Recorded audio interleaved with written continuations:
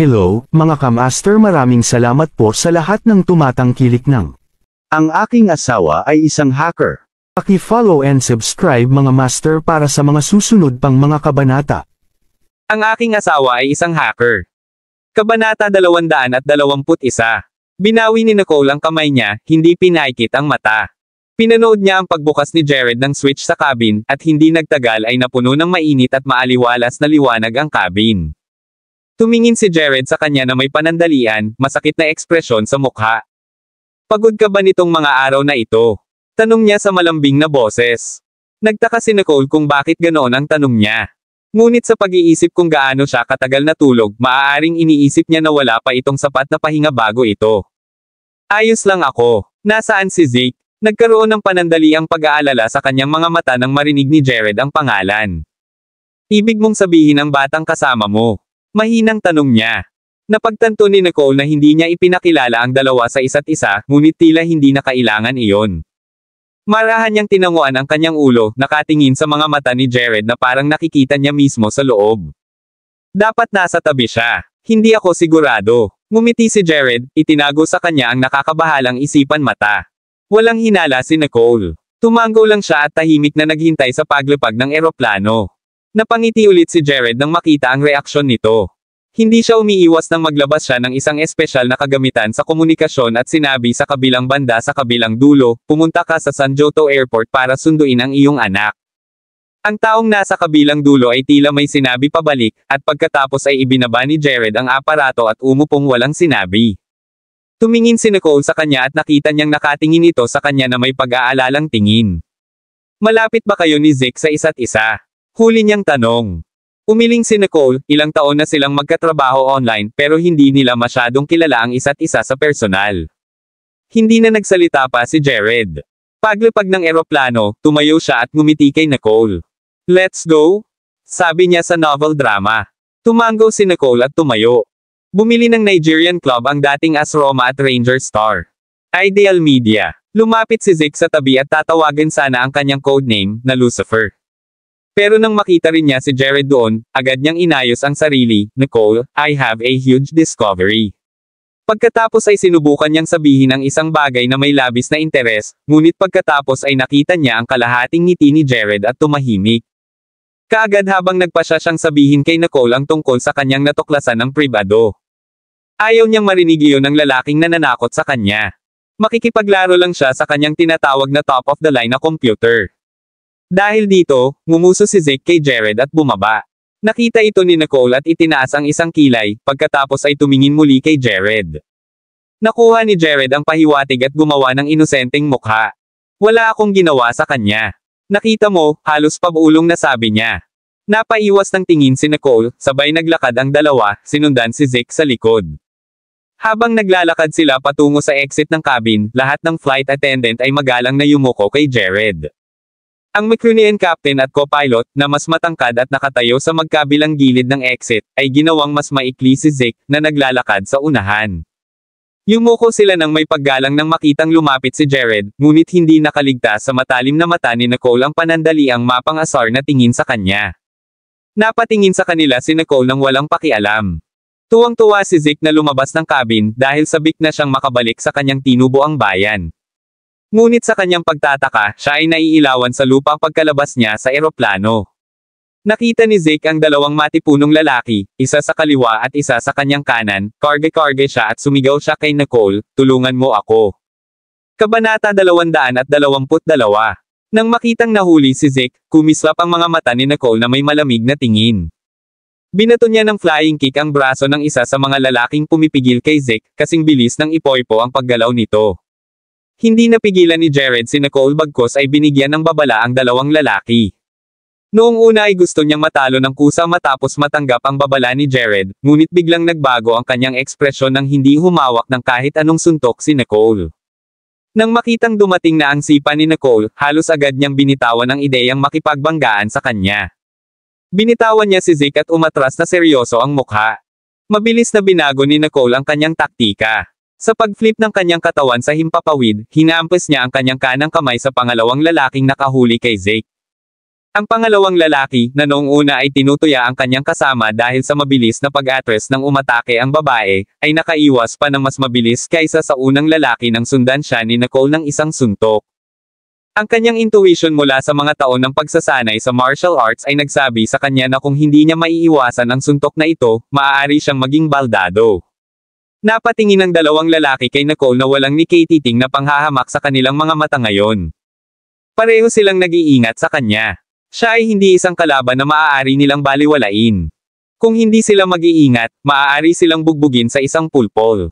Tumingin si Jared na may bakas ng pagtataka sa kanyang mga mata dahil ito ang unang beses na nakita niyang nakikipag-away si Nicole.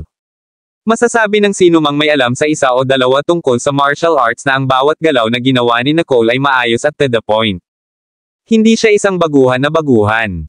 Panay ang mga kamay at paa niya. Tila, sumailalim siya sa propesyonal na pagsasanay.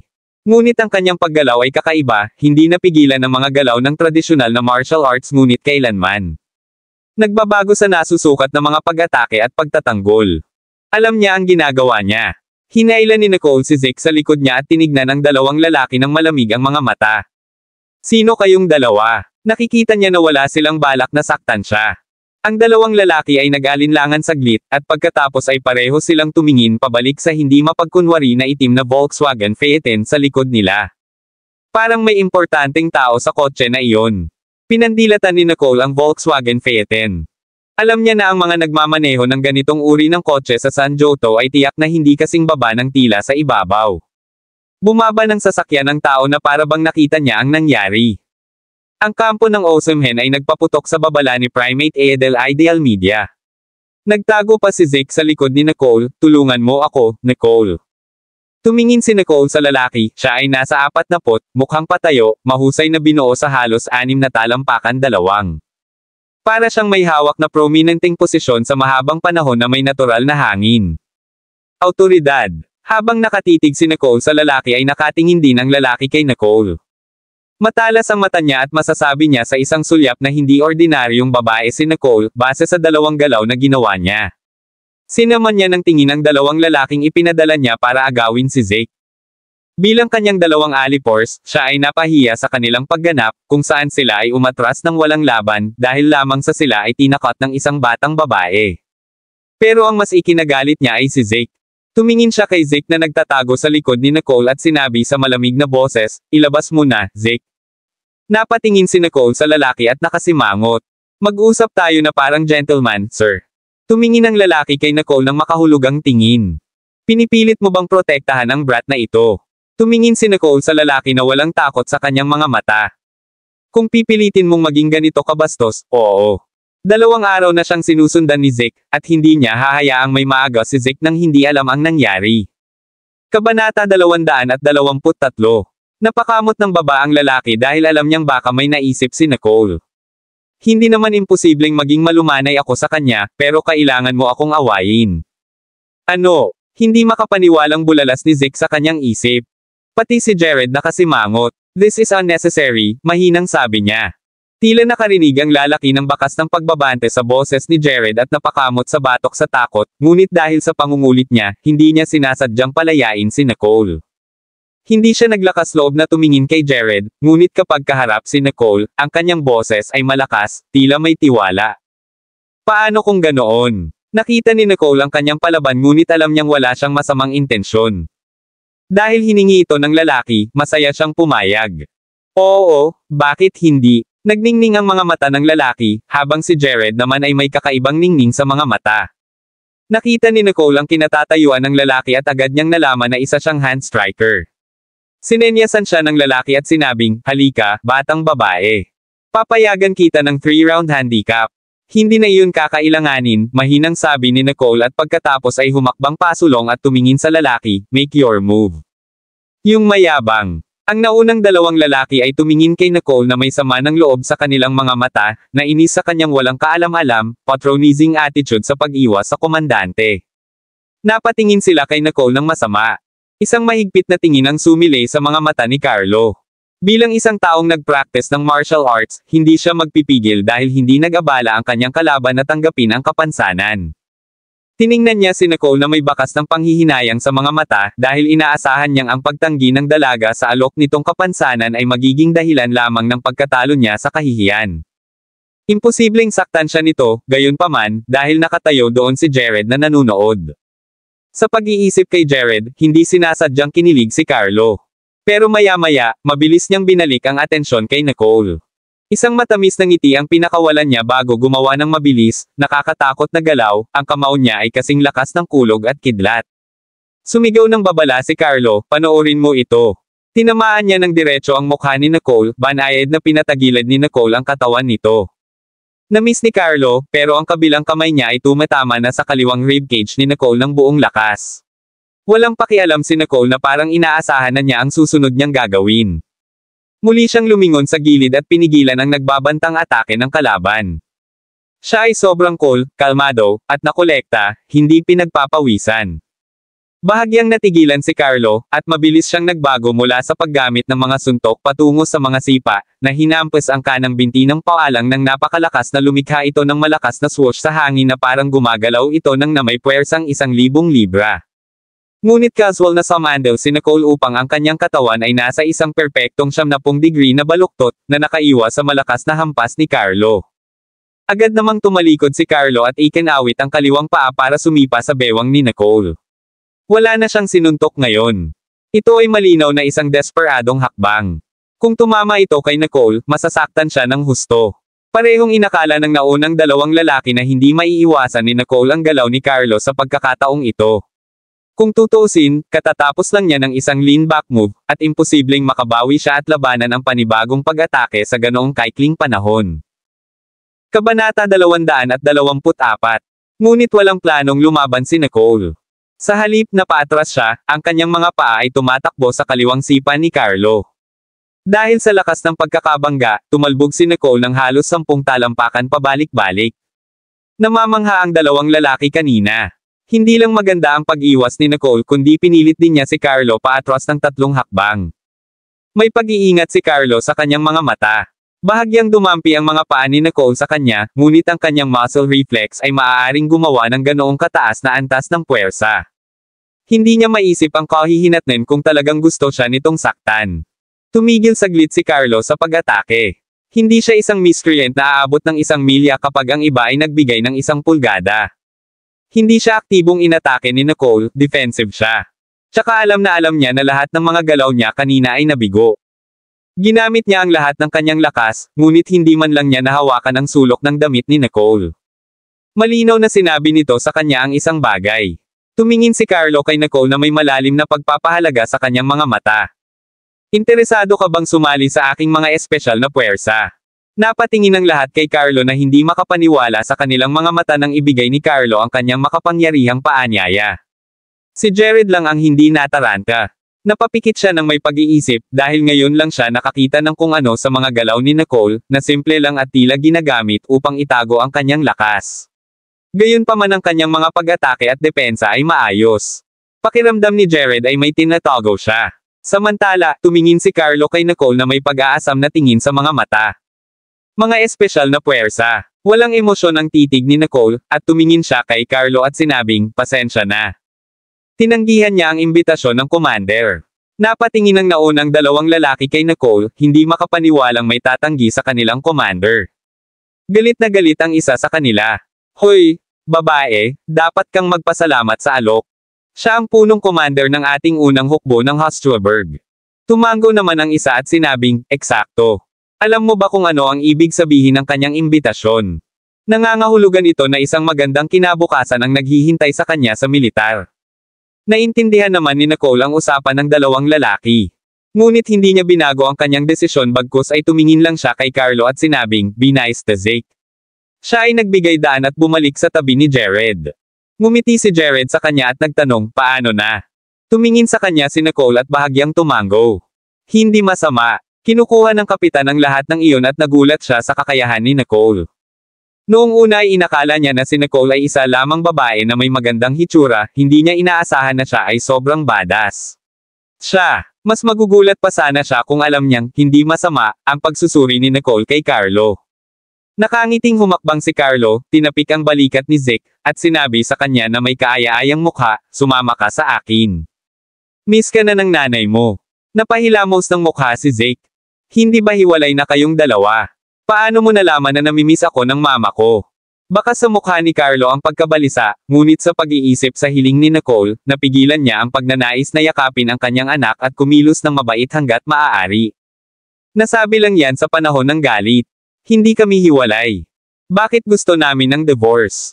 Tuwang-tuwa, sumakay si Zeke sa kotse at tumingin kay Carlo, na pilit na pinipigilan si Zeke at matagumpay na sinabi, alam ko na hindi mo hihiwalayan ang aking ina. Kung maglakas loob ka, babaliin ni Lolo ang paa mo. Kabanata 225. Bumulwak ang mga asul na ugat sa noo ni Carlo. Pagkatapos ay ibinalik niya ang tingin para kilalanin si Jared.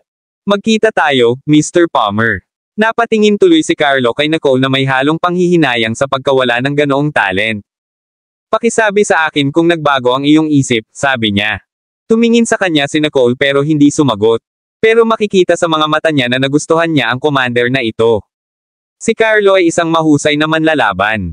Kaya niyang harapin siya ng may kumpiyansa dahil nasanay na siyang lumaban sa malapit na mga diskarte sa labanan ng militar.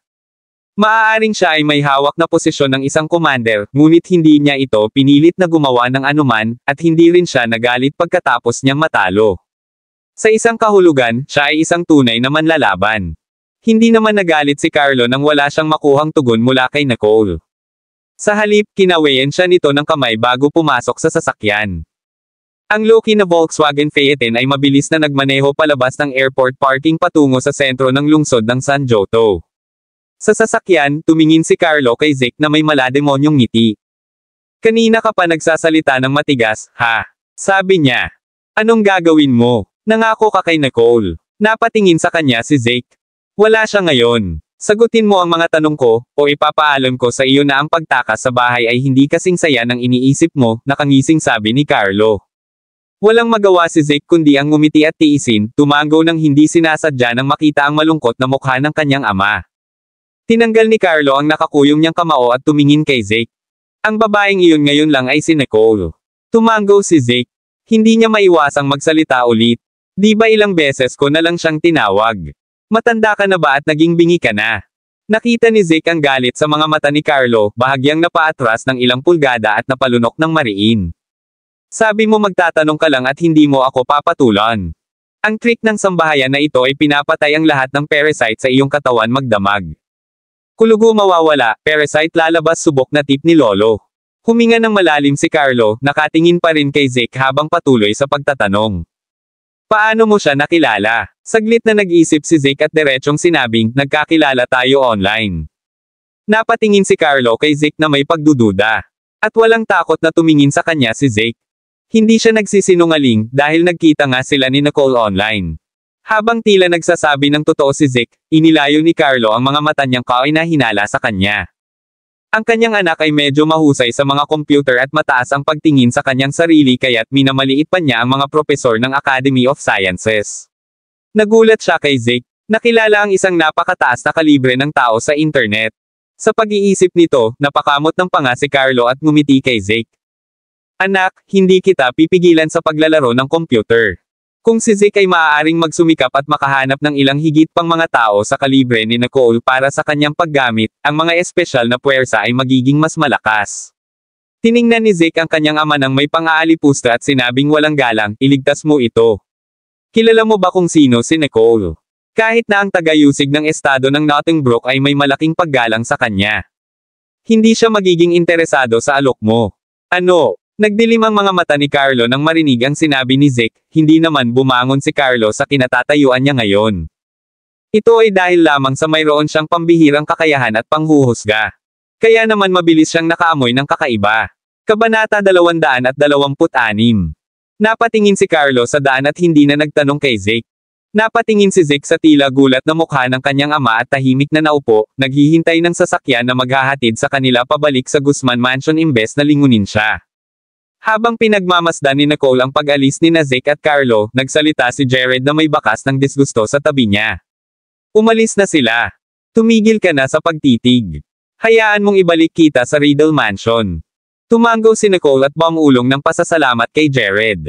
Tinaasan ng kilay ni Jared si Nicole dahil lagi itong magalang sa kanya. Pero wala siyang sinabi, kinuha lang niya ang cellphone niya para tumawag. Maya-maya, huminto ang isang metal-ikong asul na sports car sa harap nila na iniangat ni Klaus ang ulo at nagtatakang nakatingin kay Nicole. Hindi ko alam na nandito ka rin, Nicole. Nakasimangot na tinignan ni Jared ang sasakyan sa harapan niya. Napansin ni Klaus ang disgusto sa mukha ni Jared at walang magawang sinabi, akala ni Max ay aalis ka ng ilang araw, kaya ipinadala niya ang sasakyan mo kay Eperon para sa maintenance. Ibabalik lang ito pagkalipas ng 1 linggo. Ngayon, ako ang magiging driver mo. Tiningnan ni Nicole ang pinakabagong sports car ng Aston Martin sa harapan at saka sinulyapan si Jared. Sumakay na siya sa kotse, walang sinabi. Sumunod naman si Jared at umupo sa tabi ni Nicole. Mababa ang inner roof ng cabin, dahilan para mapalapit silang dalawa sa isa't isa. Kitang-kita ni Nicole ang mahinang amoy ng sandalwood sa katawan ni Jared. Amoy asetik at malamig, parang kagubatan pagkatapos ng ulan, na naglalabas ng malinis at dalisay na aroma ng sidro. Humarap siya sa kabilang side, ayaw aminin na nabighani siya sa bango. Napansin ni Jared ang ekspresyon ng mukha nito, at unti-unting sumili ang ngiti sa mukha nito. Ang kanyang mukha ay mukhang mapang-akit na gwapo sa madilim na liwanag, ang kanyang katawan ay tila tahimik na lumulutang sa ibabaw ng tubig na may nakamamatay na alindog. Sabi ni Max noon, ang amo nila ang pinaka-perpektong lalaki sa mundo. Sumulyap si Klaus sa rearview mirror at saka agad na umiwas ng tingin. Tama si Max, kapag may gustong hulihin si Jared, walang makakatakas. Sa kasamaang palad, nakaharap sa bintana si Nicole at hindi niya makita ang mukha ng amo. Target ng dating Russian champs ang Nigerian star who shone versus Chelsea. Ideal Media. Bumulong si Klaus sa kanyang isipan, ngunit ang kanyang boses ay parang malumanay nang magtanong, paano kayong dalawa nagkasama? Hindi siya tiningnan ni Nicole ngunit sinabi niyang banal, nakasalubong namin ang isa't isa sa Nottingbrook State, at sabay kaming babalik. Medyo nagulat si Klaus. No wonder. By the way, ano ang ginagawa mo sa Nottingbrook State? Noon lang siya tinignan ni Nicole, to take care of some business. Walang emosyon sa boses niya, ngunit may hindi maipaliwanag na bakas ng pagmamataas. Good Lord? It's as good as saying nothing, sabi ni Klaus sa isip niya. Tumahimik ka at magmaneho. Nagsalubong ang mga kilay ni Jared. Nakikita niyang ayaw magsalita ni Nicole kaya hindi na siya nagtanong. Parang kanina lang nagiging matapang si Klaus. Itinikom ni Klaus ang bibig at hindi na muling nagsalita. Naitanong lang niya dahil hiniling siya ng kanyang amo na sundan si Nicole noon pa. Ang kanyang amo ay hindi lamang hindi na-appreciate ito kundi mas matapang din. Inihagis ni Nicole ang itim na mobile phone sa bag at inilabas ang mobile phone na karaniwan niyang ginagamit. Hindi niya binuksan ang kanyang telepono sa nakalipas na 2 araw at 1 gabi. Dahil nasa bansa siya ngayon, pinaandar niya ang telepono at inilagay ito sa kanyang bulsa. Kabanata 227. Hindi inaasahan ni Nicole na mag-vibrate ang phone niya sa bulsa. Inilabas ito ni Nicole. Mayroong halos 200 mga hindi nasagot na tawag, 80% nito ay mula kay Daniel, Gloria, at sa kanyang mga kapatid, at ilang mga mensahe mula kay Austin at iba pa, na nagtatanong sa kanya kung kailan magpapatuloy ang tuition. Anong nangyayari? Nagtaka siya. Akmang tatawag si Nicole sa bahay, muling nag-vibrate ang telepono sa kanyang kamay.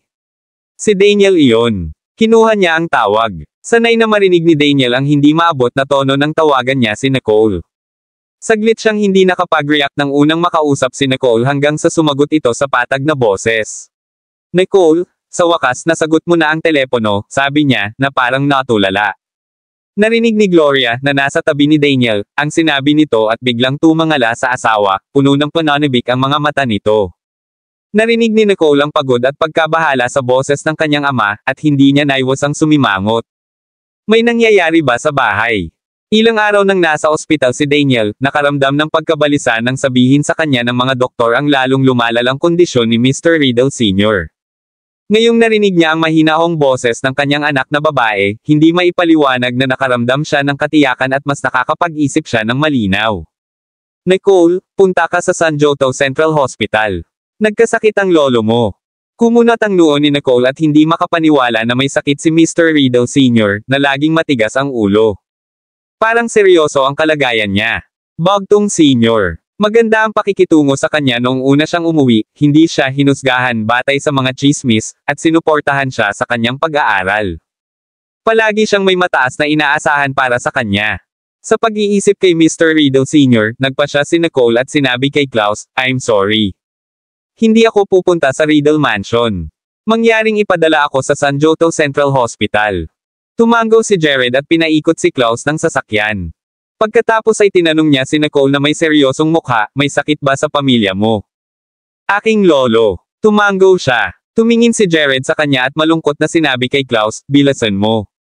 Ang trick ng sambahayan na ito ay pinapatay ang lahat ng parasite sa iyong katawan magdamag. Dapat basahin ito ng mga may sakit sa tuhod at balang." Hinawakan ni Klaus ang manibela, at tinapakan niya ang accelerator. Ang high-performance na sports car ay gumawa ng mahinang dagandong na tunog habang ito ay nagmaneho sa kanila ng diretso patungo sa San Joto Central Hospital. 5 minuto lang bago sila nakarating sa ospital. Bumaba si Nicole sa sasakyan kasama si Jared sa likod, inaalo siya. Magiging okay din siya. Walang sinabi si Nicole, Mr. Riddle Sr.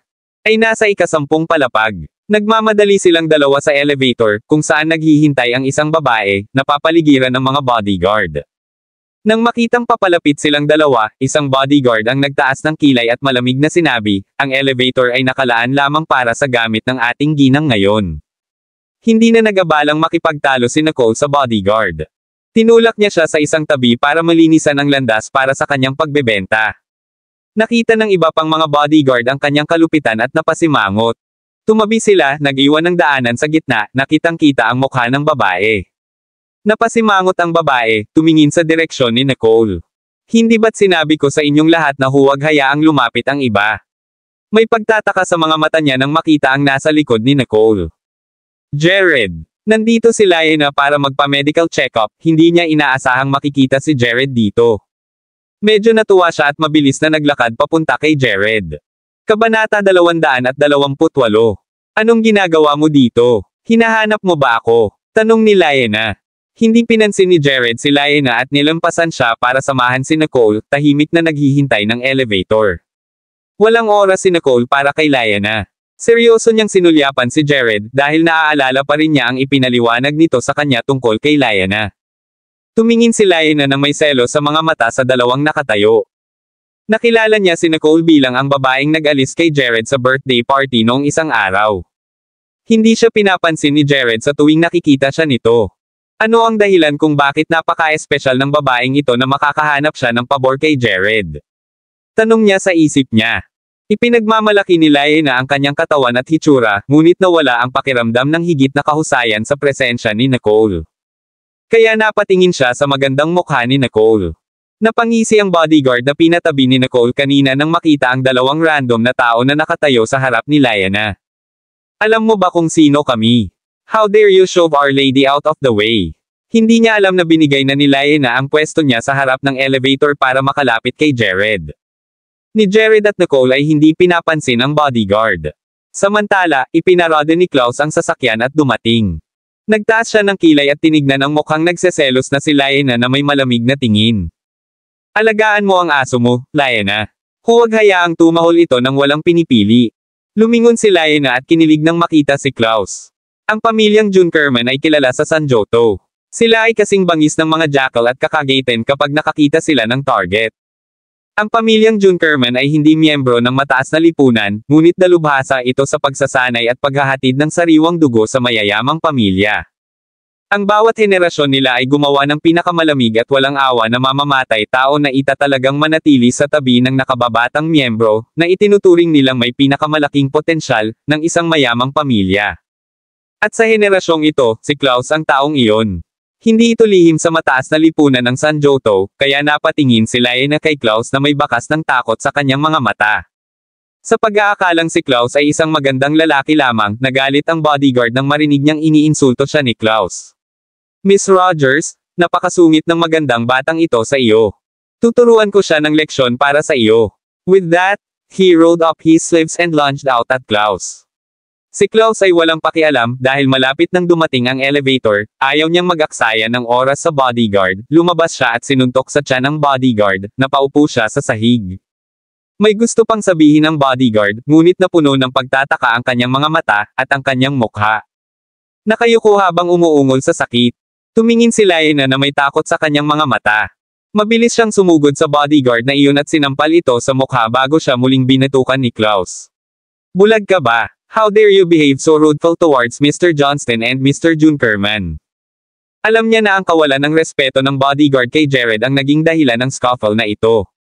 Kung gusto niyang ayusin ang mga bagay-bagay, kailangan muna niyang ipakita ang kanyang determinasyon kay Jared. Matapos magpakalinaw ay tumingin si Lyanna kay Jared at Klaus na nakangiti. Pasensya na, Jared. Masyadong malupit ang mga tauhan ko at nagdulot sa iyo ng kaguluhan. Kabanata 229. Tuluyan ng hindi pinansin ni Lyanna si Nicole, parang wala siya. Sumulyap si Jared kay Lyanna nang walang pakialam. Agad na umagos ang dugo sa mukha ni Lyanna, at tumingin siya sa hindi maipaliwanag na takot. Alam na alam niya kung sino si Klaus, sinusundan lang niya at pinaglilingkuran si Jared. Siya ay karaniwang isang kutsilyo sa kamay ni Jared. Siya ay natatakot gaano man si G. Rogers Sr. Layaw sa kanya, kung magagalit siya kay Jared, tatalikuran siya ni Mr. Rogers. May naisip pa ring sabihin si Lyanna, pero dumating na ang elevator. Pumasok sina Nicole at Jared. Nakangiting sinulyapan ni Klaus si Lyanna at sinundan si Jared sa elevator. Sa wakas ay nakuha na ng bodyguard ang kanyang nararapat. Napatulala siya matapos masampal ni Lyanna. Para siyang bully all this while with Lyanna's connivance. Pinunasan ni Lyanna ang kanyang mga kamay gamit ang panyo na iniabot ng iba at malamig na sabi sa bodyguard na nasa sahig. Umalis ka na dito. Ayokong makita ka ulit. Mukhang nalungkot at tulala ang bodyguard, hindi niya alam kung bakit biglang nagbago ang ugali ni Lyanna. Ginagawa lang niya ang parehong bagay tulad ng karaniwan niyang ginagawa. Pero alam niyang hindi niya kayang saktan si Lyanna. Kaya kinailangan niyang tiisin ang sakit at gumapang palayo. Napatingin si Lyanna sa nakasarang pinto ng elevator na may hinanakit. Sinisi niya si Nicole sa lahat ng panghahamak na ipinakita ni Jared sa kanya ngayon. Pinunit niya ang panyo sa kamay niya. Ang babala ni Mr. Rogers Sr. ay unti-unting nawala sa kanyang isipan, at tanging ang tunog lamang sa hangin ang nagmumula sa pagngangalit ng kanyang mga ngipin. Nicole. Wala sa mood si Lyanna para magpa-medical check-up ngayon kaya tumalikod na siya at umalis kasama ang mga tauhan niya. Hindi alam ni Nicole ang iniisip ni Lyanna. Dumating siya sa ika-10 palapag kung nasaan ang mga VIP ward. Nakaupo si Daniel sa harap ng isang pinto ng ward, mukhang depressed at mas payat kaysa dati. Nakasandal si Gloria sa kanyang balikat, at medyo namumutla na ang kanyang malarosas na pisngi. May binubulong sila sa isa't isa nang bumukas ang pinto ng elevator, at bumungad si Nicole. Nagliwanag ang kanilang mga mata, at agad silang tumayo at naglakad papunta kay Nicole. Bakit hindi mo sinasagot ang telepono? Muntik mo na akong matakot. Napatingin si Gloria kay Nicole na namumula ang mga mata. Ibinuka ni Nicole ang kanyang bibig, gustong ipaliwanag ang sarili. But she ended up just saying, I'm sorry. Ayaw magsalita ni Daniel ng kung ano-ano pero bamulong na lang, okay lang basta babalik ka. Tumingin si Nicole sa kanilang dalawa, na may kakaibang pag-aalala sa mukha nila, at mahinang nagtanong, kumusta ang kalagayan niya. Ibinaling ni Daniel ang kanyang ulo, tila pinakalma ang kanyang sarili, bago sinabi ng doktor na kailangan ng operasyon, ngunit ang panganib ng mga komplikasyon ay mataas, at maaaring hindi siya mabuhay. Naintindihan naman ni Nicole at mukhang seryoso. Mas seryoso pa ito sa inaakala niya. Sa oras na ito, dumating na rin sina Samuel at Spencer. Tumakbo sila papunta kay Nicole sa harap ng elevator nang makita siya. Bumalik ka rin sa wakas, Nicole. Sumunod sina Steve at Stanley mula sa likuran nila na may pagtataka sa mga mata nang makita nila si Nicole. Dahil napakaraming tao ang nagpakita ng kanilang pag-aalala para kay Nicole, hindi naiwasang itanong ni Nora, saan ka nanggaling, Nicole? Bakit hindi ka dumalo sa piging ng pamilya noong isang araw? Nagalit si Lolo dahil dito. Akmang tatawag si Nicole sa bahay, muling nag-vibrate ang telepono sa kanyang kamay. Si Daniel iyon. Kinuha niya ang tawag. Sanay na marinig ni Daniel ang hindi maabot na tono ng tawagan niya si Nicole. Saglit siyang hindi nakapag-react nang unang makausap si Nicole hanggang sa sumagot ito sa patag na boses. Nicole, sa wakas nasagot mo na ang telepono, sabi niya, na parang natulala. Narinig ni Gloria, na nasa tabi ni Daniel, ang sinabi nito at biglang tumangala sa asawa, puno ng pananabik ang mga mata nito. Narinig ni Nicole ang pagod at pagkabahala sa boses ng kanyang ama, at hindi niya naiwasang sumimangot. May nangyayari ba sa bahay? Ilang araw nang nasa ospital si Daniel, nakaramdam ng pagkabalisa nang sabihin sa kanya ng mga doktor ang lalong lumalalang kondisyon ni Mr. Riddle Sr. Mga ad ng Pop Future. Mga ad sa Pop Future. Ngayong narinig niya ang mahinahong boses ng kanyang anak na babae, hindi maipaliwanag na nakaramdam siya ng katiyakan at mas nakakapag-isip siya ng malinaw. Nicole, punta ka sa San Joto Central Hospital. Nagkasakit ang lolo mo. Kumunat ang noo ni Nicole at hindi makapaniwala na may sakit si Mr. Riddle Sr. na laging matigas ang ulo. Parang seryoso ang kalagayan niya. Bogtong Sr. Maganda ang pakikitungo sa kanya noong una siyang umuwi, hindi siya hinusgahan batay sa mga chismis, at sinuportahan siya sa kanyang pag-aaral. Palagi siyang may mataas na inaasahan para sa kanya. Sa pag-iisip kay Mr. Riddle Sr., nagpa siya si Nicole at sinabi kay Klaus, "I'm sorry. Hindi ako pupunta sa Riddle Mansion. Mangyaring ipadala ako sa San Joto Central Hospital." Tumango si Jared at pinaikot si Klaus ng sasakyan. Pagkatapos ay tinanong niya si Nicole na may seryosong mukha, "May sakit ba sa pamilya mo?" "Aking lolo." Tumango siya. Tumingin si Jared sa kanya at malungkot na sinabi kay Klaus, "Bilasan mo." Mga ad sa Pop Future. Hinawakan ni Klaus ang manibela, at tinapakan niya ang accelerator. Ang high-performance na sports car ay gumawa ng mahinang dagandong na tunog habang ito ay nagmaneho sa kanila ng diretso patungo sa San Joto Central Hospital. 5 minuto lang bago sila nakarating sa ospital. Bumaba si Nicole sa sasakyan kasama si Jared sa likod, inaalaw siya. Magiging okay din siya. Walang sinabi si Nicole, Mr. Riddle Sr. ay nasa ika-10 palapag. Nagmamadali silang dalawa sa elevator, kung saan naghihintay ang isang babae, napapaligiran ng mga bodyguard. Nang makitang papalapit silang dalawa, isang bodyguard ang nagtaas ng kilay at malamig na sinabi, "Ang elevator ay nakalaan lamang para sa gamit ng ating ginang ngayon." Hindi na nagabalang makipagtalo si Nicole sa bodyguard. Tinulak niya siya sa isang tabi para malinisan ang landas para sa kanyang pagbebenta. Nakita ng iba pang mga bodyguard ang kanyang kalupitan at napasimangot. Tumabi sila, nag-iwan ng daanan sa gitna, nakitang-kita ang mukha ng babae. Napasimangot ang babae, tumingin sa direksyon ni Nicole. "Hindi ba't sinabi ko sa inyong lahat na huwag hayaang lumapit ang iba?" May pagtataka sa mga mata niya nang makita ang nasa likod ni Nicole. Jared.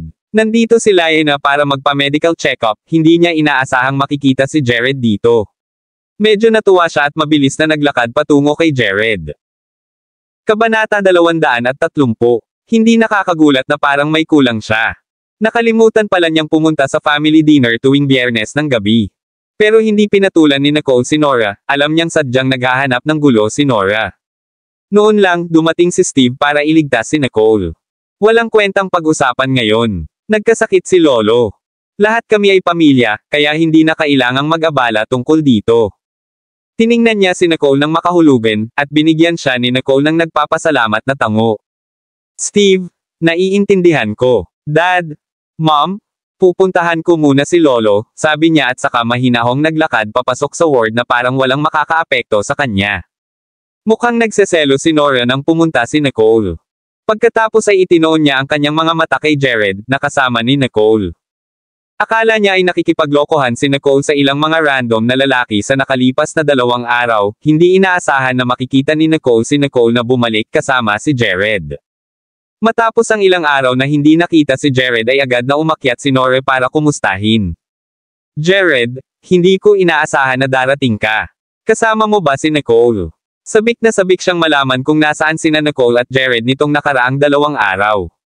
Nang mabalitaan ng lahat na malamang na magkasama sina Jared at Nicole nitong nakaraang 2 araw, nakaramdam sila ng awkward na magtanong. Si Nicole ay nasa hustong gulang na, at si Jared ay nasa hustong gulang na, sinubukan nilang huwag makialam kung sila ay nasa isang normal na relasyon. Pero ang nakapagtataka kay Daniel ay pumayag si Jared na kanselahin ang engagement nila ni Nicole. Hindi nila binanggit ang bagay na ito kamakailan. Nakita ni Steve na tahimik ang kanyang mga magulang. Itinaas niya ang kanyang salamin na may gintong frame sa kanyang ilong at binigyan si Jared ng magiliw na ngiti. "Hello, Jared. Hindi ko inaasahan na malalaman at darating ka," paumanhin niyang sabi. Malubha ang kondisyon ni Mr. Riddle Sr. Marahang tumango si Jared. Napag-usapan na ngayon ni Daniel ang kalagayan ni Mr. Riddle Sr. Nagtaka lang si Jared kung bakit si Mr. Riddle Sr. biglang nagkasakit. Nakita ni Steve ang pagdududa ni Jared at tapat na sinabi, ito ay bigla ang atake sa puso. Hindi gumana ang tradisyonal na gamot at paggamot. Kailangan niya ng operasyon, kaya naghahanap kami ng pinakamahusay na doktor. Tumango si Jared bilang pagsang-ayon, pinag-isipang mabuti ni Jared ang ward, ngunit walang nakakaalam kung ano ang iniisip niya. Pagkatapos ay tumalikod siya at mahinahong naglakad patungo sa elevator. Naabutan siya ni Klaus at tinanong, aalis ka na ba? Nandito pa rin si Nicole, pero aalis na siya. Hinahanap ko si Michael, sabi ni Jared. Nakuha agad ni Klaus ang ibig sabihin ni Jared. Sumunod naman siya kay Jared at sumakay sa elevator. Sa itaas na palapag, hindi napapansin ang gulat na ekspresyon ni Steve at Stanley sa likuran niya. Si Michael Richman ay ang CEO ng San Joto Central Hospital. Hindi pa nila nakilala ang CEO ng ospital, at walang nakakaalam kung sino ang mailap na CEO na ito, ang alam lang niya ay may background siya sa gobyerno. Kabanata 231. Iyon ay hindi gaanong nakakagulat. Kung tutuusin, hindi maaaring magtayo ng ganoong ospital si Michael sa San Joto kung dumating siya ng walang background. Medyo seryoso ang mukha ni Steve habang iniisip ito. Alam niya ito, may higit pa kay Jared kaysa sa nakita ng mata. Samantala, si Nicole ay nasa ward, nakatingin habang ang isang doktor ay nagtuturo sa dalawang nurse na gawin ang regular na pagsusuri kay Mr. Riddle Sr., na nakakabit ng mga tubo sa ilang medikal na instrumento. Casual na nakasandal si Nicole sa dingding habang ginagawa ng mga nurse ang kanilang trabaho. Hinintay niyang matapos ang mga ito bago mahinahong nagtanong kumusta ang kalagayan niya. Nang marinig ng doktor ang malutong, mapait na boses, tumingin ang doktor sa magandang babae sa kanyang harapan at sinagot ng hindi sinasadya. Kailangan niyang operahan sa lalong madaling panahon dahil may naobserbahan kaming signs of heart failure. Ang kawalang tatag ng coronary ay nagdulot ng pagkalagot ng plaka na nakakaapekto sa supply ng dugo sa puso. Ang mas maraming pagkaantala ay maaaring makaapekto sa normal na paggana ng ilang bahagi ng katawan. Ayon sa aming obserbasyon, ito ay malamang na ang utak. Tumango si Nicole at nagtanong, saan ang lokasyon? Nag-alinlangan ang doktor na parang hindi niya maintindihan kung bakit gustong malaman ni Nicole ang ganoong detalye. Pero sabi pa rin niya, it's in the worst probable location. Ang occlusion ng kaliwang anterior descending branch ay nagdulot ng anterior wall myocardial infarction. Kung hindi siya sumailalim sa isang operasyon sa oras, ito ay magdudulot ng malawak na anterior wall myocardial infarction, na siyang pinakaseryoso at mapanganib na sitwasyon. Ang tamang surgeon ay kailangang matagpuan sa loob ng 3 araw upang maisagawa ang operasyon. Pagkatapos lamang ang pasyente ay may pagkakataon na gumaling. Natatakot siya na hindi maintindihan ni Nicole ang medical na jargon, kaya partikular niyang sinabi sa kanya kung gaano kadelikado ang kondisyon. Marahang tumango si Nicole at nagpasalamat sa doktor. Pagkatapos ay kinuha niya ang stethoscope mula sa tray ng instrumento ng doktor, isinuot ang mga medikal na guwantes, direktang inilagay ang stethoscope sa dibdib ni Mr. Riddle Sr., at mahinahong inayos ang posisyon ng ventilator. Nakita siya ng doktor na tila magulo ngunit propesyonal at mahusay na pamamaraan at nataranta, iniisip kung hindi siya miyembro ng pamilya ng pasyente ngunit isang medikal na estudyante. Inakala ng isang nurse na nagpapanggap si Nicole bilang isang doktor at hindi ito matitiis. Nakangiting tumingin siya at saka inabot para agawin ang stethoscope kay Nicole. Ngunit ang reaksyon ni Nicole ay 10 beses na mas mabilis kaysa sa kamay ng nurse. Hinawakan niya ang braso ng nurse at sinabing, huwag. Napaluha ang nurse sa sobrang lakas ng kamay ni Nicole sa kanya. Mabilis siyang tumango kay Nicole bilang senyales na wala siyang gagawin. Noon lamang binitawan ni Nicole ang kanyang kamay at matamang nakinig sa pintig ng puso ni Mr. Riddle Sr. Dapat basahin ito ng mga may sakit sa tuhod at balang. Kulugo mawawala, parasite lalabas subok na tip ni Lolo. Matapos matukoy ang tibok ng puso at lakas nito, ibinaba niya ang stethoscope at umalis ng ward nang walang sinasabi. Tiningnan ng nurse si Nicole mula sa likuran at galit na sinabi, ano siya? Hindi niya dapat pinaglaruan ang mga gamit pang medikal. Hindi niya nirerespeto ang doktor. Ibinalik ng doktor ang kanyang mga mata at binalik ang tingin sa nurse. Una, hindi ka doktor, at hindi niya ako nirerespeto. Pangalawa, kung tama ang pagkakaalala ko, ito pangtas 23. Ikaw ba ang naglagay ng ventilator sa pasyente? Kung hindi niya naitama ang tubo sa oras, ang oxygen ay maaaring dumaloy sa baligtad na direksyon, alam mo kung ano ang nangyari, tama ba? Sabi ng doktor sa matigas na boses.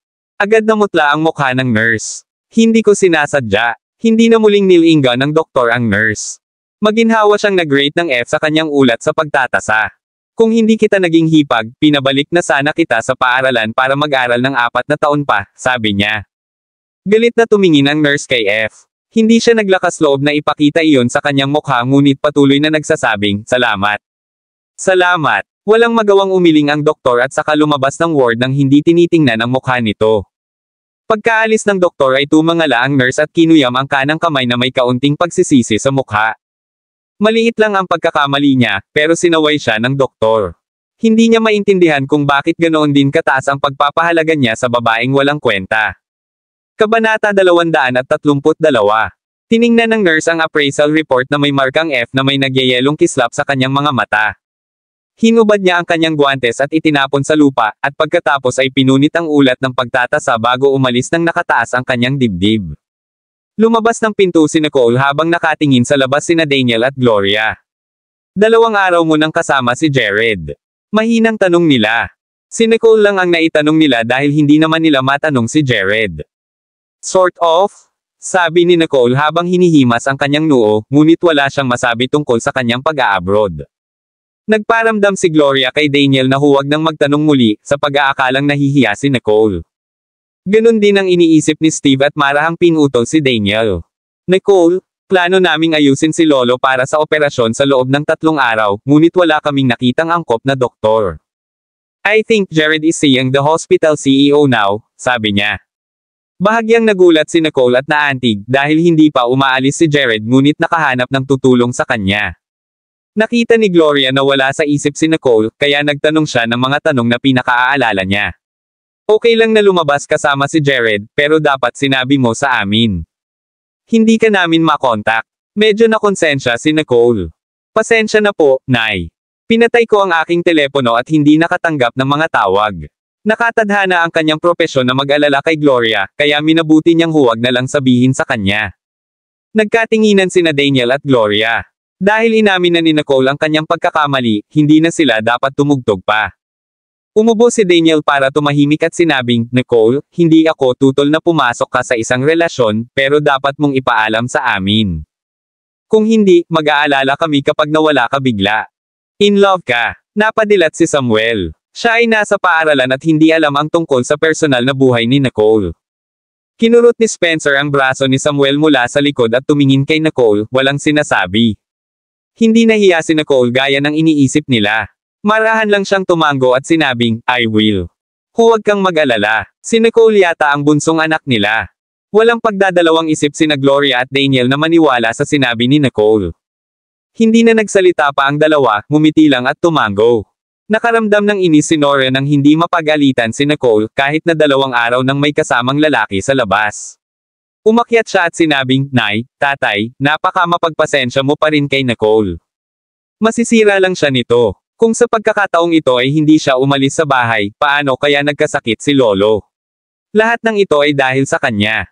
Napatingin agad sa kanya ang 5 kapatid ni Nora. Siya ay palaging isang mabuting babae sa kanilang mga mata. Hindi nila inaasahan na sasabihin niya ang ganoong bagay. Paano mo nasasabi ang ganyan, Nora? Nagkasakit si Lolo dahil sa pamilya Rogers. Anong kinalaman ni Nicole? Akala ni Samuel ay lumampas na si Nora. Eksakto. Paano mo masusumbong si Nicole? Naisip din ni Spencer na napakalayo na ni Nora. Nang makitang lahat ng mga kapatid niya ay pumanig kay Nicole at walang umalalay sa kanya, itinulak ni Nora si Samuel. Lahat kayo ay may kinikilingan kay Nicole. Dahil lang ba siya sa biolohikal ninyong kapatid? Matagal na akong kasama ninyong lahat sa tahanan na ito, ngunit wala akong halaga sa inyong lahat. Matagal nang itinago ni Nora ang mga salitang ito sa kanyang puso, at ngayon ay hindi na siya makatiis at sinabi ito ng malakas. Ngunit ang naghihintay sa kanya ay hindi isang sagot kundi katahimikan mula sa kanilang lahat. Sa wakas ay naunawaan na ni Nora ang lahat. Tumingin siya sa mga mata ng kanyang mga magulang at 5 kapatid na lalaki at hindi napigil ang tumawa ng sarkastiko. Pumayag naman kayong lahat, di ba? Hindi na ako babalik. Kabanata 233. Hindi na nakatiis si Nora. Kinagat niya ang kanyang mga ngipin at tumalikod para umalis. Noon lang natauhan si Gloria at tinawag si Nora, gusto siyang habulin. Pero pinigilan siya ni Daniel. Kung hahabulin mo siya ngayon, ito ay magbibigay lamang sa kanya ng isang maling pag-asa at masasaktan siya. Biglang nagatubili si Gloria, hindi alam ang gagawin. Si Sean, na matagal nang hindi nagsasalita, ay humakbang at inaliw ang kanyang ina. Huwag kang mag-alala, Nay. Nalaman namin kung sino ang mga biolohikal na magulang ni Nora, at mahahanap namin sila sa loob ng ilang araw. Talaga, gulat na napatingin si Gloria kay Sean. Mahirap sabihin kung nalulungkot siya o natutuwa, sabihin ka agad sa amin kapag nahanap mo na sila. We have to make the best arrangement for Nora, napabuntong hininga na sabi ni Daniel. Pagkatapos ng lahat, si Nora ay naninirahan sa pamilyang Riddle sa loob ng maraming taon. Nais niyang mamuhay ito ng maayos. Gagawin ko. Mataimtim na tumango si Sean. Napatingin si Nicole sa kanyang mga magulang. Hindi maganda ang pakiramdam ni Daniel at pumayat ng husto mula noong ilang araw. Medyo payat ang itsura niya. Dati ay malarosas ang pisngi ni Gloria, ngunit ngayon ay namumutla na siya. Marahil ay nagtagal siya sa ospital kasama si Daniel dahil hindi niya kayang makitang mag-isa si Daniel dito.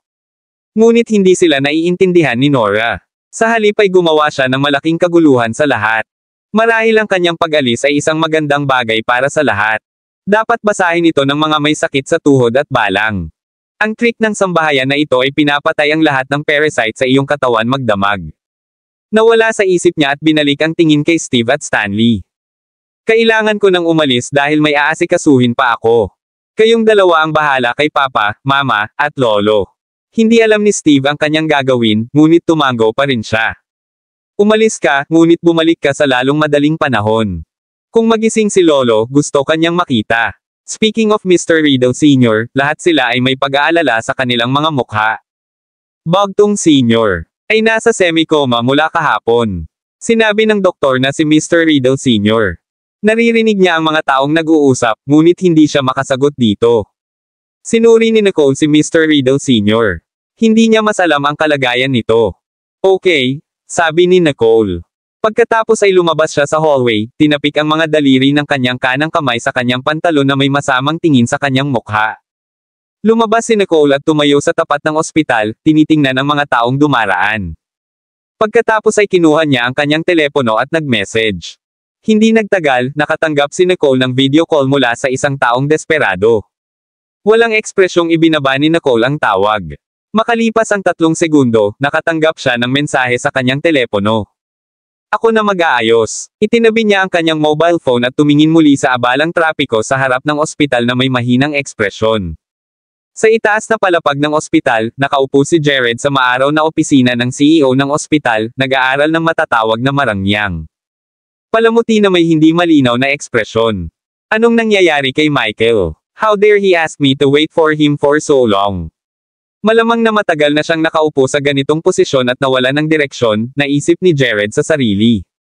Maya-maya lang ay may nagmamadaling yabag mula sa labas at saka binuksan ang pinto. Pumasok ang isang tao na may pawis sa noo. Paumanhin, Mr. Johnston. Late na ako. Kabanata 234. Hindi umimik si Jared, novel drama.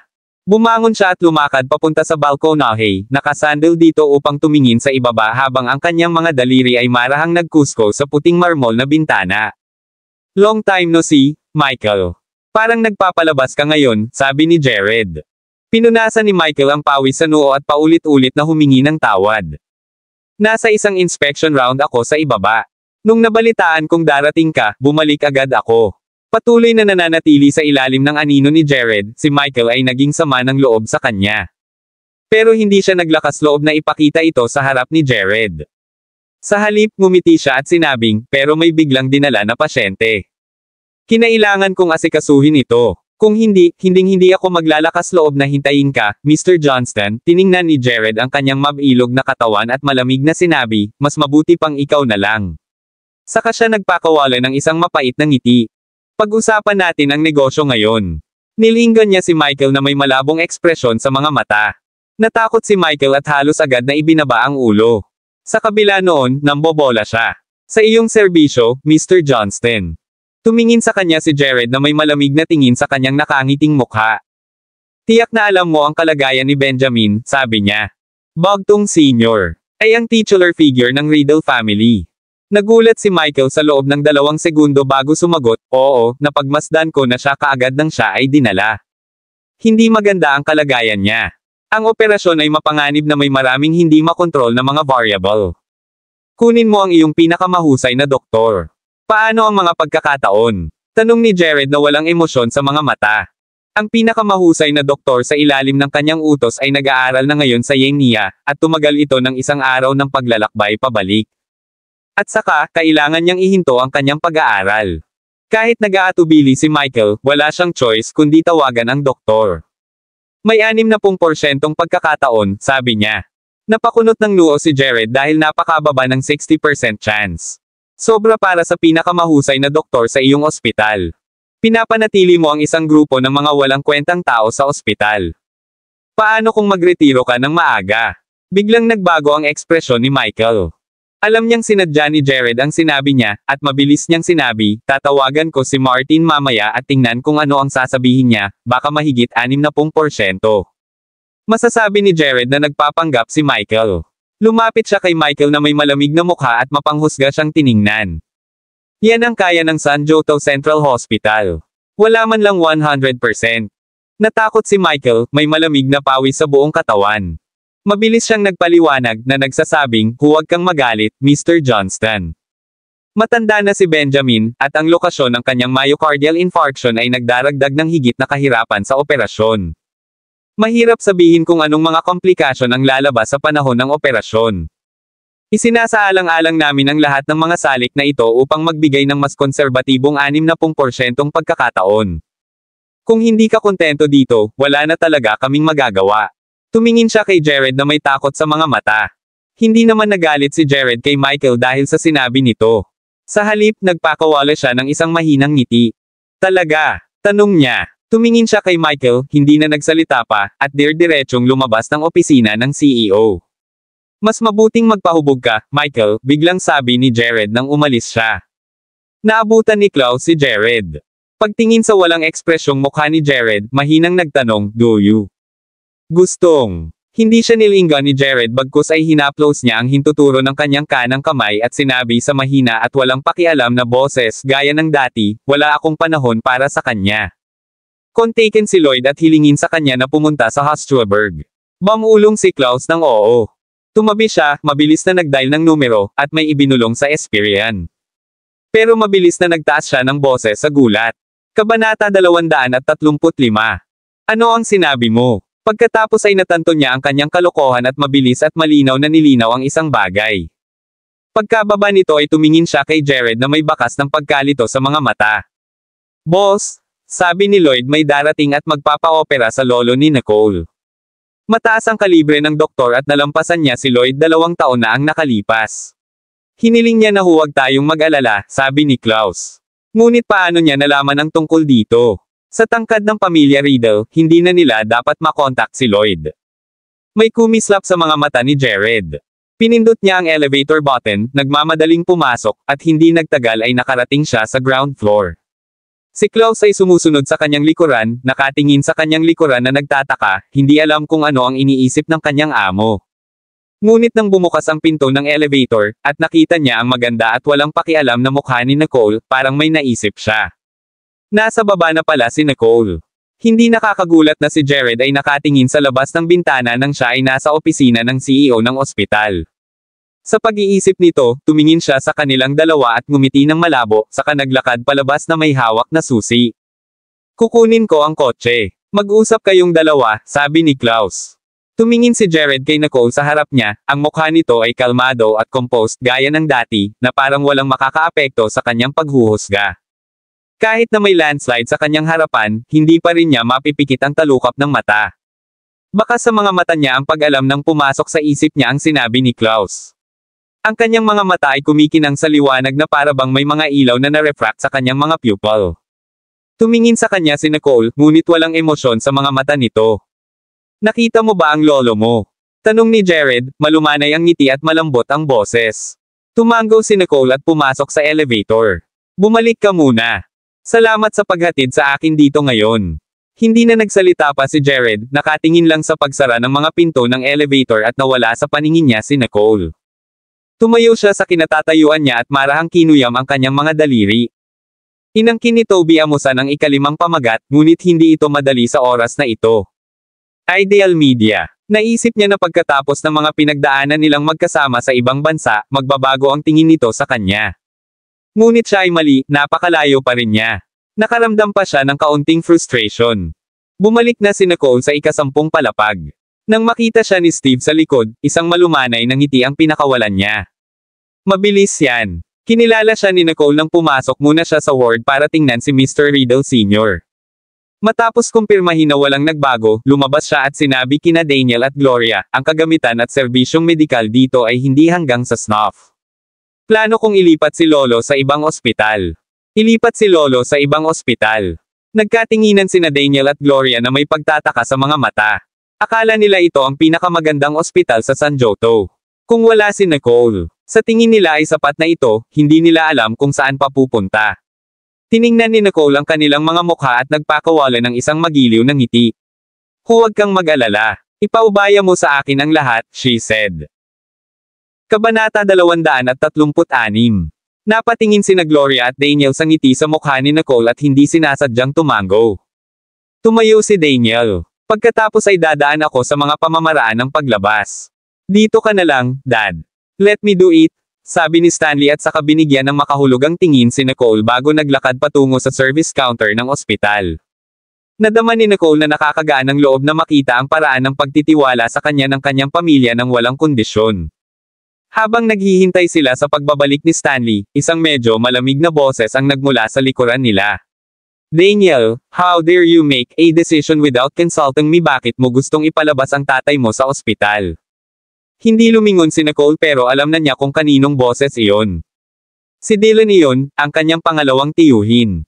Alam niyang aabisuhan ng doktor ang mga taong ito kapag hiniling niya sa ospital na paalisan ang kanyang lolo. Kaya hindi na siya nagulat na dumating din si Dexter. Ang problema kay Dylan ay ang tono ng boses niya. Tumingin si Nicole kay Dylan na may malamig na tingin sa kanyang mga mata. Ideya ko na mag-discharge. Sumunod ka sa akin kung may problema ka dyan, sabi niya sa malamig na boses. Nang makita ni Dylan ang pagbabalik niya, ngumisi siya. Ikaw pala, Nicole. Nagsimula kang gumawa ng gulo sa sandaling bumalik ka. Baka hindi ka na bumalik. Paano ka magiging napakasama sa murang edad? Ang iyong lolo ay namamatay. Bakit hindi mo siya mapagamot? Kumunat ang noo ni Nicole, alam niyang abnormal ang ugali nito sa paningin nito kaya nagpaliwanag ito sa kanya. Nandito ako para ipagamot siya. Bago pa makapagsalita si Dylan, may biglang ngumisi at nagsabing, nagulat ako na ang lakas ng loob mong sabihin iyan, Nicole. Tumingin si Nicole sa likod at nakita si Damian na nakatitig sa kanya ng may yelong mga mata. Kadadating lang daw niya at narinig niya ang usapan nila ni Dylan. Hindi niya ito pinansin, umupo lang, at hinintay na bumalik si Stanley. Nagalit si Dylan sa inasal ni Nicole. Tumingin siya pabalik kay Daniel at nanunuya, na nagsasabi, tingnan mo ang napakagandang anak na babae mo rito. Siya ay isang jinx. Parang hindi sapat ang pananakit, gusto na niyang patayin si Dad. Bakit hindi mo siya kinundena? Pagkatapos ni Mr. Riddle Sr. Nagkasakit, nakita ni Daniel ang ugali ng kanyang mga kapatid at nagalit sa kanila. Ngayong narinig niya ang nagtatanong na boses ni Dylan, tahimik siyang lumingon kay Nicole. Matapos makakuha ng panatag na tingin mula kay Nicole, nabawasan ang pag-aalala niya. Hindi niya susumbatan ang kanyang anak dahil lamang sa kanyang pangalawang kapatid. Noong una, nag-aalala si Gloria na kakampi ni Daniel ang kanyang mga kapatid. Ngunit nang makita ang kanyang tugon, hindi na siya nag-alala. Siya ay palaging isang magiliw na tao, ngunit ngayon siya ay tumingin malamig kay Dylan. Tigilan mo na ang pagbibintang kay Nicole ng ganito at ganyan. Siya man lang ay sumugod upang makita ang kanyang lolo pagkababa niya ng eroplano. Sa kabilang banda, isang beses ka lang dumating sa loob ng 2 araw, ngunit naisip mo na bang tingnan si tatay? Ngayong ililipat namin si Dad sa ibang ospital, pigilan mo kami. I wonder kung anong balak mo. Siyempre, takot si Dylan kay Gloria. Ngumisi siya at tinanong siya. Huwag ka nang maghanap ng mali sa akin, nakatali lang ako sa trabaho ko. Pero ikaw, I wonder kung alam mo ang sinasabi mo. Hindi mo ba alam na ito ang pinakamagandang ospital sa San Joto? Nabulag ka sa mga kasinungalingan ng iyong anak. I wonder if she even know which one is the best hospital in San Joto. Nakakatawa kayong lahat na maniwala sa mga sinasabi niya. Napatingin si Nicole kay Dylan. So marami kang alam, di ba? Nakahanap ka na ba ng doktor na may daang porsyentong tiwala sa pagpapagaling kay Lolo? Mataray niyang tanong. Nabulunan si Dylan sa sinabi niya. Wala pa rin siyang mahanap na magaling na doktor, at hindi pa niya nakikilala ang CEO ng ospital. Ngunit si Nicole, bilang isang junior, ay hindi dapat igalang siya, naisip niya. Tumingin siya kay Nicole at galit na galit. Makakahanap ba ng mas magaling na doktor ang isang mabahong brat na tulad mo kahit ako ay wala akong mahanap? Napatingin si Dexter kay Nicole. Wala kang Riddle ang apelyido mo. Makakahanap ka ba ng mas magandang ospital at doktor? Kabanata 237. Tumingin si Nicole sa kanyang mga tiyuhin na may pilyong ngiti. Paano kung mahanap ko? Humagalpak ng tawa si Dylan, halos mabigla sa kanyang hindi nahihiya na mga sinabi. Kung mahanap mo ito, luluhod ako sa iyo. Napatingin si Dexter sa kalmadong mukha ni Nicole at tahimik na kumunat ang noo. Hinding-hindi niya sasabihin ang isang bagay na walang ingat ng hindi nag-iisip gaya ng ginawa ni Dylan. Tiningnan ni Nicole si Dylan na may kalmadong tingin sa kanyang mukha, isang malaking kaibahan sa tawa ni Dylan. Tinanggap ang hamon. Tito Damian, narinig mo rin, sabi ni Nicole habang nakatingin kay Damian. Hindi sinangayunan ni Damian ang paglipat, ngunit ang reaksyon ni Dylan ay pumukaw sa mga hinala ni Nicole. Kaya pala naging komplikado ang pakiramdam niya nang tumingin siya kay Nicole. Pagkaraan ng ilang sandali, nagtanong siya, sigurado ka bang gagaling ang iyong lolo pagkatapos niyang ilipat sa ibang ospital? Tumingin si Nicole sa kanya pero walang sinabi. Pagkatapos ay umupo ulit siya kasama ang kanyang mga magulang. Ano ba yung ugali mo? Sigaw ni Dylan. Kumunat ang noo ni Dexter sa hindi paggalang ni Nicole kay Damian. Alam ni Damian na higit pa sa nakikita ng mata si Nicole. Sa halip na magalit kay Nicole tulad ng ginawa ni Dylan, ngumiti siya ng mahina at sinabing, dahil pinipilit mong gawin iyon, gawin mo ang sinasabi mo. Tapusin mo na ang paglipat. Damian. Nababaliw ka na ba, Damian? Dalawang boses ang sabay na tumaas habang sina Dylan at Karen ay tumingin kay Damian na hindi makapaniwala sa kanilang mga mata. Akala nila siguro na-bewitch si Damian. Kung hindi, hindi niya sana sinuportahan si Nicole. Pero hindi pinansin ni Damian ang dalawa at nakatingin pa rin kay Nicole. Ang doktor ba na mahahanap mo ay may kaugnayan sa pamilya Rogers sa anumang paraan? Patayong bar. Sinaman siya ng tingin ni Nicole.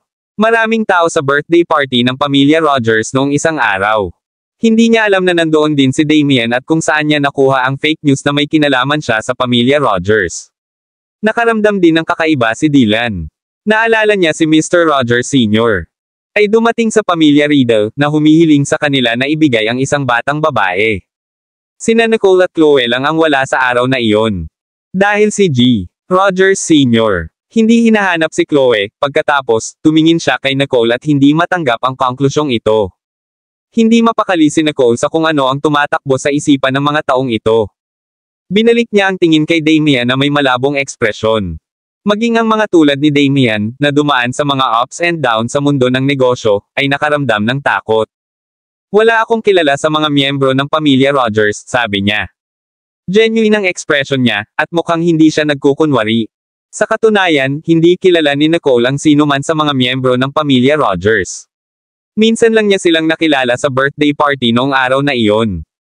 Tumingin si Damian sa kanya, hindi masyadong kumbinsido. Pero naniwala si Dylan sa sinabi ni Nicole. Hindi novel drama si Dylan.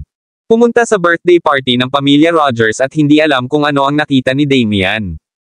Kaya't mabilis niyang inalis ang ideya na ang taong si G. Rogers Sr. ang hinahanap ay si Nicole dahil halos imposible. Kabanata 238. Napatingin si Dylan kay Damian tapos kay Nicole ulit. Hindi niya nakalimutan na tinawanan lang siya ni Nicole dahil hindi siya nakahanap ng magaling na doktor na magpapagamot sa kanyang ama. Ngumisi siya at sinabing, sino ang pamilya ng Rogers? Bakit ka nagtanong ng ganito, Damian? Siyempre, naniniwala ako sa iyo, Nicole, na hindi mo kilala ang pamilya Rogers. Pero curious ako ngayon kung sino ang doktor na hinahanap mo, sabi ni Dylan. Nakangiting tumingin si Nicole kay Dylan. Hindi mo kailangang malaman. Kailangan mo lang tandaan kung ano ang napagkasunduan mo. Malumanay ang boses niya pero may bahid ng panghahamak. Sinabi lang ni Dylan na luluhod siya kay Nicole kung makakahanap siya ng doktor na makakapagpagaling kay Mr. Riddle Sr. Narinig ito ng lahat, at hindi ito itinanggi ni Dylan. Maging ang pinakamagandang ospital ng San Joto ay mayroon lamang 50% na tsansa na mapagaling si Mr. Riddle Sr. Hindi siya naniniwala na magagawa ni Nicole ang anumang bagay para mag-arantya na magiging matagumpay ang paggamot ni Mr. Riddle Sr. Kahit sino pa ang hinahanap niya, mababa pa rin sa 50% ang posibilidad ng operasyong ito. Iyon ay wala pang kalahati ng pagkakataon. Hindi natakot si Dylan habang iniisip niya ito. Siyempre, kung mapapagaling mo ang lolo mo, at hindi na siya magdaranas ng kasunod na sequelae, hindi ako magdadalawang isip na lumuhad sa iyo. Ngunit kung hindi mo kaya, may masamang tingin sa kanyang mga mata, ikaw ang magiging makasalanan ng pamilya Riddle. Hindi natakot si Nicole. Tumango siya bilang pagsang-ayon. Kung hindi mapagaling ng doktor na nakita ko ang aking lolo, iiwan ko ang pamilya. Noong una, nagmamasid sina Daniel at Gloria, ngunit nang marinig nila ito ni Nicole, nabalisa sila. Hindi mo dapat sinabi iyon, Nicole. Sinusunog ni Nicole ang kanyang mga tulay. Iniisip nila kung anong uri ng doktor ang hinahanap ni Nicole, ngunit si Nicole ay lubos na kumpiyansa. Sumimangot sina Steve at Spencer. Habang may sasabihin sana sila, sinenyasan sila ni Nicole na kumalma. Pagkatapos ay tumingin siya kay Dylan na may glacial na ekspresyon. Tumingin si Damien kay Nicole at halos hindi makilala na siya ang Nicole na kilala niya noon. Halos sigurado siya na may kinalaman si Nicole sa pamilya Rogers at posibleng ang pamilyang Rogers ang tumulong sa kanya na mahanap ang doktor, na malamang na mas mahusay kaysa sa maya-alok ng kasalukuyang ospital. Kung hindi, na may mas mababa sa 50% pagkakataon, si Mr. Riddle Sr. ay malamang na hindi makaligtas sa operasyon. Ang kanyang mga mata ay kumikinang sa likod ng salamin habang iniisip na hindi rin iyon masama. Pagkatapos ay sinulyapan niya si Nicole na may makahulugang tingin sa mga mata. Bumalik si Stanley. Tumingin siya kay Nicole at mahinang sinabi, sabi nila, isang surgeon na nagngangalang doktor. Handa nang bumalik si McCarthy para operahan si Lolo. Tinanong nila kung gusto naming ilipat si Lolo sa ibang ospital. Hindi nagbago ang ekspresyon ni Nicole matapos marinig ang sinabi ni Stanley. Gaano siya kumpiyansa sa operasyon?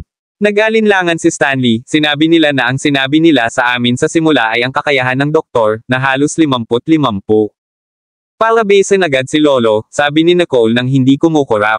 Okay. Tumingin si Stanley sa kanya at ngumiti ng malumanay. Tumalikod siya at naglakad patungo sa service counter. Ang doktor doon ay naghihintay na bumalik siya at humingi ng tawad, hihintayin daw nila ang pagbabalik ng doktor at operahan si Mr. Riddle Sr., pero pinandilatan lang siya ni Stanley. Gusto namin na ma-discharge kaagad ang pasyente. Kabanata 239. Nanlaki ang mata ng doktor. Sigurado ka ba? Sa lahat ng mga doktor sa San Joto, ang mga mula sa ospital na ito lamang ang makakamit ng tagumpay na ito. Kung walang ingat mong inilipat ang pasyente sa ibang ospital, malamang na hindi na niya maimulat muli ang kanyang mga mata. Si Stanley, na palaging may banayad na ekspresyon, ay mukhang napakalamig ngayon, dahil pakiramdam niya ay hindi maaaring maging mas tama si Nicole, ang kalidad ng pangangalagang medikal dito ay labis na kakilakilabot. Magalang siyang ngumiti at nagpumilit na paalisan ang kanyang lolo. Tiningnan siya ng doktor na nakanganga ang bibig. Maging makatuwiran. Ano ang dahilan kung bakit hindi ka nasisiyahan sa ospital na gusto mong ilipat ang pasyente sa ibang ospital? Huwag kalimutan na ito ang pinakamagandang ospital sa San Joto. Ang boses ng doktor ay naglalaman ng isang pakiramdam ng higit na kahusayan. Kaya imbes na pigilan si Stanley, naasar ito sa kanya. Siguro ito ang pinakamagandang ospital para gumamot ng mga pasa, walang ekspresyon na naisip ni Stanley. Nang makitang iginiit ni Stanley, at ubiling ibinalik ng doktor ang malaking halaga ng ibinayad na pera. Sinulyapan niya ang mga taong ito, na sa tingin niya ay walang alam, at pagkatapos ay tumabi para tumawag sa telepono. Bogtung Sr. Sa wakas ay ililipat na sa ibang ospital. Kinabahan sina Daniel at Gloria. Mukha namang kalmado si Nicole. Pumunta siya sa isang sulok para makipag-video call. Isang maamo at eleganteng mukhang Espirian na lalaki ang lumitaw sa screen. Siya ay nasa 50 taong gulang at mukhang napaka-gentleman sa puting Amerikana. Nang makitang sa wakas ay tinawag na siya ni Nicole, napangiti ang lalaki. Sa wakas ay handa ka nang tawagan ako. Walang oras si Nicole para gunitain siya. Gusto kong dalhin ang pasyente sa iyong lab sa San Joto sa loob ng 10 minuto, mabilis niyang sabi. Nagseryoso ang mukha ng lalaki. Habang tumatango siya at bago pinatay ang tawag, hindi niya nakalimutang i-mime ng okay ang kamay niya kay Nicole. Pinagmamasdan ni Dylan ang malamig na mga mata nang bumalik si Nicole. Kung may mangyari sa iyong lolo dahil sa paglipat sa ospital, kailangan mong tanggapin ng buo ang responsibilidad para dito, sabi niya nang may pag-iinis. Ngunit hindi siya pinansin ni Nicole at dumiretso sa ward para tingnan ang kalagayan ni Mr. Riddle Sr. para masigurado na ang paglipat ay hindi magdudulot ng anumang pinsala sa kanya. Noon lang siya lumabas at binigyan ng panatag na tingin si Daniel at ang iba pa. Umupo siya at tinignan ang relo niya nang walang pakialam. Lumipas ang 1 minuto, at pagkatapos ay 2. Habang nakaturo ang minutong kamay sa 6, nakarinig siya ng napakaingay na tunog. Napangiti siya at sinabing, "Eto darating." Naguguluhang tumingin si Samuel kay Nicole, hindi alam kung ano ang sinasabi nito. Samantala, si Dylan ay tumingin kay Nicole nang may pang-aalipusta, iniisip na sinusubukan niyang i-gaslight ang mga ito. Si Damien ay nakatingin sa kabilang dulo ng hallway na nagtataka, habang sina Daniel at Gloria din tumingin sa parehong direksyon. Habang nakarinig sila ng mga gulong na umiikot, malabo nilang nakikita ang mga mukha ng mga taong dumating. Lahat, kasama si Dylan, na nangiinis kay Nicole kanina, ay nanlalaki ang mata nang dumaan ang isang grupo ng mga tao na nakasuot ng uniforme ng espesyal na puwersa. Tinutulak nila ang isang espesyal na stretcher at nagmamadaling lumapit sa kanila. Nakasunod sa likuran nila ang isang doktor na nakasuot ng puting damit. Napatingin ang lahat na nakanganga ang mga bibig. Akala nila ang pamilya Riddle ay walang background sa militar o politika. Kaya paano nito mapakilos ang mga elite na espesyal na puwersa? Dumilat si Nicole at agad na nakilala na ang mga espesyal na puwersa ay may insignia ng First Army sa kanilang mga gilid. Kabanata 240. Pinangunahan ng doktor ang mga espesyal na puwersa na pumunta sa harap ng ward. Napakagwapo niya, may halong lahi ang mukha, nagliwanag ang ekspresyon niya nang makita niya si Nicole. Itinaas niya ang isang kamay at saka namamalayang ibinaba ito sa kalagitnaan habang naglalakad patungo kay Nicole. "Handa na kami. Maaari ko bang itanong kung nasaan ang pasyente?" Tumingin ulit si Nicole sa ward. Nasa loob siya. Mataimtim na tumango ang doktor. "Nakuha ko." Ang kanyang Habsburgian accent ay medyo kakaiba na parang bihira siyang magsalita ng wika. "Sige." Tumango si Nicole. Nakita ng mga sundalo ng espesyal na puwersa kung gaano kagalang-galang ang doktor kay Nicole, at lahat sila ay may tame time na tingin sa kanilang mga mukha. Sumenyas ng kamay ang leading man, at pumasok silang lahat sa ward. Makalipas ang kalahating minuto, karge-karge nila si Mr. Riddle Sr., na comatose, palabas ng ward nang walang ingay. Natuwa si Nicole nang makitang si Mr. Riddle Sr. ay hindi nabalisa. Ang stretcher ay ganap na nakabukas, at ang lahat ng mahahalagang mga instrumento na nagpapanatili ng mga palatandaan ay madaling makuha. Nakakuha ng maraming atensyon ang eksena. Halos lahat ng tao sa gusali ay naka-rubberneck ang ulo, novel drama. Nang makita nila ang mga espesyal na puwersang iyon na may yelo, maraming tao ang natakot at mabilis na napabalik ang kanilang mga ulo. Nabalot ng nakakatakot na katahimikan ang buong palapag nang makita ng mga tao kung gaano kagalang-galang ang mga sundalo ng espesyal na puwersa kay Nicole. Maging ang mga mula sa bugtong ay tila nagulat, hindi inaasahan na si Nicole ay makakakuha ng tulong mula sa mga espesyal na puwersa. Ang ilang mga espesyal na puwersang sundalo mula sa The First Army ng Habsburg ay katumbas ng lakas ng labanan ng isang regiment. Maging si Daniel ay hindi makapaniwalang tumingin kay Nicole. "Sino sila, Nicole?" tanong niya. Nang makita ni Nicole ang takot sa kanilang mga mata, napagtanto niya na maaaring natakot sila ng mga sundalo ng espesyal na puwersa. Nag-alinlangan siya ng ilang segundo at pagkatapos ay sinabing, "Sila ay mga artistang kinukuha ko." Malamang sina Gloria at Dylan lang ang maniniwala sa sinabi niya. Itinaas ni Steve ang kanyang salamin sa ilong. "Stop fooling us anymore," he said with a "you got to be kidding me" kind of look. Malalaman nila kung ang mga guhit sa uniforme ng mga sundalo ay military issued o hindi. Tumingin si Nicole kay Steve, na tila nakita ang lahat, at sinabing, "Kaibigan ko ang doktor na iyon. Pero hindi ko talaga alam kung sino yung iba." "Kaibigan mo." Namangha pa rin ang lahat. Hindi lang kilala ni Nicole si Mr. Ellison pero may kaibigan din siyang ganito. Natahimik si Damien. Ang ibang mga tao ay natulala at naiiwas lamang ang kanilang gulat na mga tingin.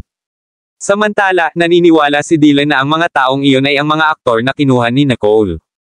Kaya hindi niya naiwas ang asarin siya. "Hindi ako makapaniwala sa isang batang babae na kasing bata mo ay naglalaro ng charade na ito, na isang kahihiyan para sa pamilya Riddle." Nang matapos siyang magsalita ay nakatanggap siya ng kakaibang mga tingin mula sa lahat na ikinatuwa niya.